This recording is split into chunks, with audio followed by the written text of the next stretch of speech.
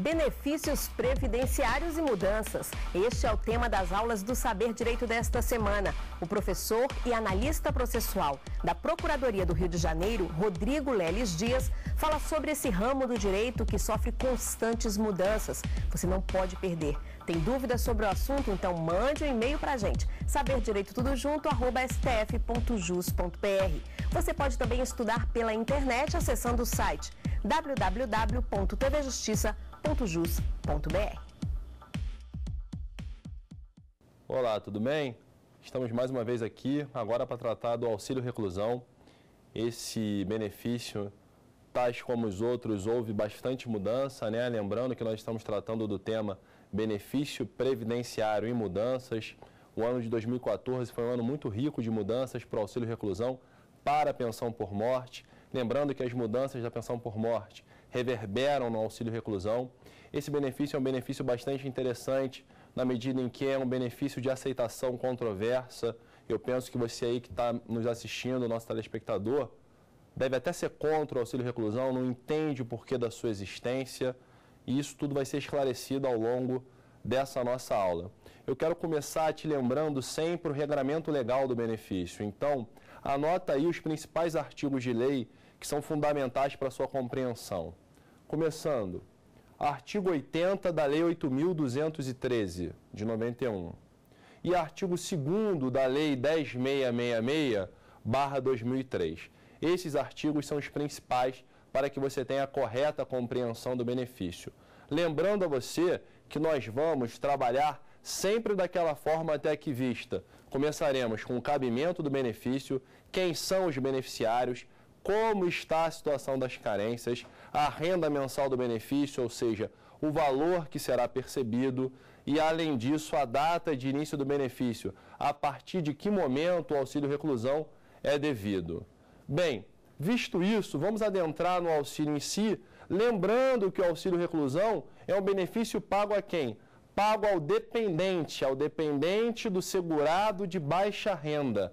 Aqui, nesse momento, é necessário que você entenda quem são os segurados e quem são os dependentes. Vamos relembrar? Segurados se dividem em segurados obrigatórios e segurados facultativos. Quem são os segurados obrigatórios? Os segurados obrigatórios são empregado, trabalhador avulso, contribuinte individual e o empregado doméstico. Além dele, o segurado especial. E o segurado facultativo, sempre relembra a você aquela questão da idade, 16 anos, como determina a Constituição, ou 14 anos, como estipula o artigo 14 da Lei 8.212. Depende. Predomina o entendimento que é a Constituição, 16 anos. Agora, já vi, você que está estudando para concurso público, provas colocarem segundo a Lei 8.212, nesse sentido, se cair segundo a lei, é 14 anos. Lembrando que a lei tem presunção de legitimidade, enquanto não houver a declaração formal de inconstitucionalidade desse artigo 14 da Lei 8.212, não poderá afirmar categoricamente que esse artigo é inconstitucional. Tá? Então, lembrando isso. Os dependentes, vamos relembrar aqui as classes. Classe 1, quem são? Cônjuge. Quem é o cônjuge? Casado civilmente. Então, cônjuge é casamento civil, né? Aquele casamento registrado em cartório ou que você faz junto com a cerimônia religiosa, mas assina o livro lá, o Registro Civil de Pessoas Naturais. União estável. União estável são pessoas que vivem maritalmente. Nós temos a afeição marital. Entretanto, não são casados civilmente, embora a união estável possa também ser registrada em cartório. São pessoas de sexo diferente. União homoafetiva. Bem, a união homoafetiva é a parceria homoafetiva. São pessoas do mesmo sexo unidos pela afeição marital. Por quê? Porque o vínculo que une pessoas do mesmo sexo ou de sexos diferentes é o mesmo, o amor.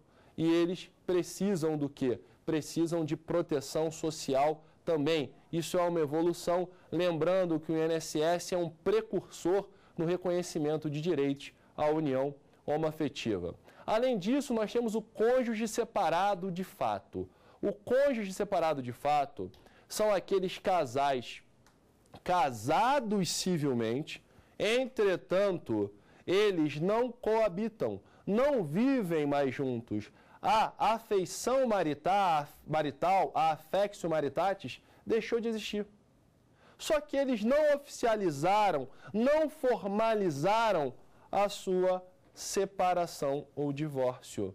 Então, embora não vivam mais juntos, civilmente constam como casado.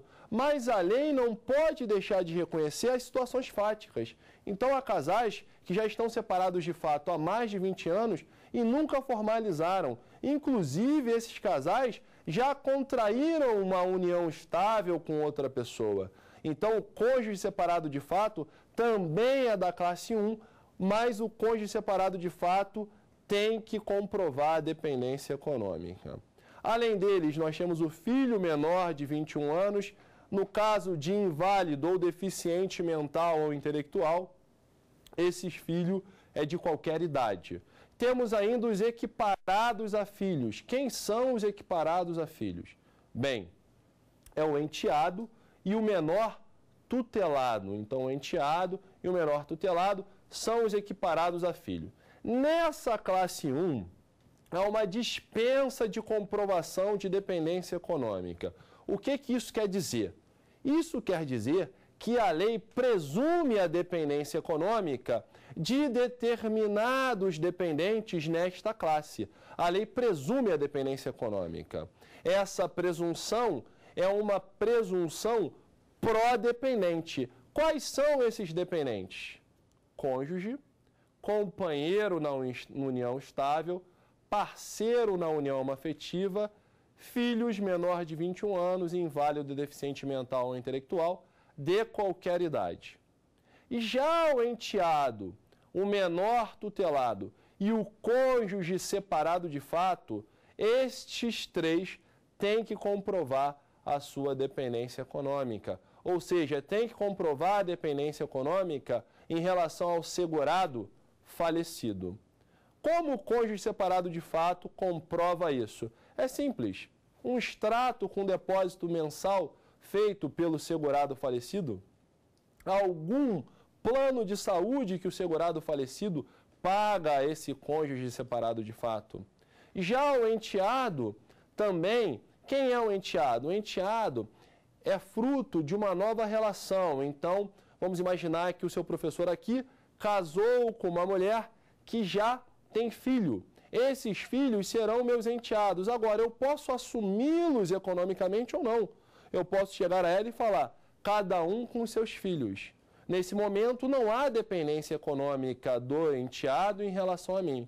Agora, o mais natural é quem casa ou quem vai viver em união estável, em união homoafetiva, assumir os filhos do parceiro, do companheiro ou do cônjuge. Nesse caso, a comprovação é simples, é uma escola, é uma dependência num plano de saúde, é um curso de inglês que eu venho a pagar. Bem como o menor tutelado, a tutela é um instituto lá do direito civil que está em desuso. O menor tutelado também deve comprovar a dependência econômica. Lembrando que a existência de dependente numa classe exclui os dependentes das classes posteriores. Portanto, na classe 2, nós temos quem? Os pais. Se houver um dependente na classe 1, esse pai está automaticamente excluído. E na classe 3, nós temos os irmãos menores de 21 anos ou inválido, deficiente mental ou deficiente intelectual de qualquer idade. Tá? Nesse caso, o irmão está lá na classe 3. Se houver pais vivos ou havendo dependente na classe 1, nada irá receber. Então, só para ver se você compreendeu, vamos imaginar que o seu professor aqui venha a falecer. Eu tenho uma esposa, por exemplo, um filho, uma mãe e um irmão de 18 anos. Quem vai receber o auxílio reclusão caso eu seja considerado segurado de baixa renda? Vou te dar 10 segundos para pensar. Pensou? Eu vou te responder. Quem vai receber é a minha esposa e filho. A minha mãe está na segunda classe, ela está automaticamente excluída, e o meu irmão na terceira classe também automaticamente é excluído. Tá ok?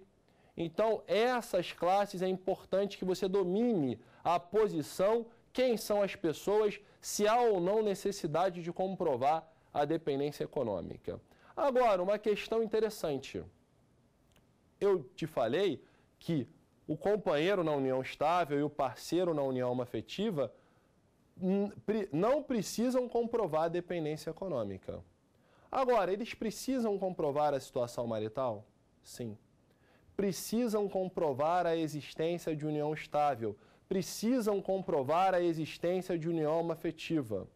Então, eu tenho vários amigos, às vezes aconselho, vive em união estável, ou até mesmo união afetiva. Coloca tudo no nome só de um deles. Isso é perigoso, porque caso venha a falecer, vai ficar difícil a comprovação dessa afeição marital. Então, se você vive em união estável, tem conta de gás e luz, gás no seu nome, luz no nome dela. É a forma mais fácil de comprovar. Mesma coisa na união afetiva. Agora, cuidado. Cuidado que nesse ponto, a gente sempre, quando estuda provas, estuda justificação em direito previdenciário, está sempre lá, início de prova material. Exige início de prova material. O que é exigência de início de prova material? Né? Exigência de início de prova material. Que prova material, Rodrigo? Prova material é a prova não exclusivamente testemunhal. É aquela prova baseada num documento, né, uma foto pelo menos, algo que não seja só a palavra de um terceiro. Entretanto, para comprovação da união estável e da união afetiva, dispensa-se a prova material. A simples prova testemunhal serve para comprovar essa dependência. Mais uma questão aqui. Quem é o segurado de baixa renda? Quem é o segurado de baixa renda? Como eu posso classificar alguém como segurado de baixa renda? O segurado de baixa renda é aquele que ganha até R$ 1.089,72. Muita atenção, porque esses valores são atualizados anualmente. Então não basta que você grave esse valor e fique com ele ad eternum, eternamente. Não. Dia 1º de janeiro sempre vem uma portaria atualizando os valores, não só os valores de contribuição, mas também de segurado de baixa renda. Então, o que você vai fazer ano que vem, caso você lembre dessa nossa aula?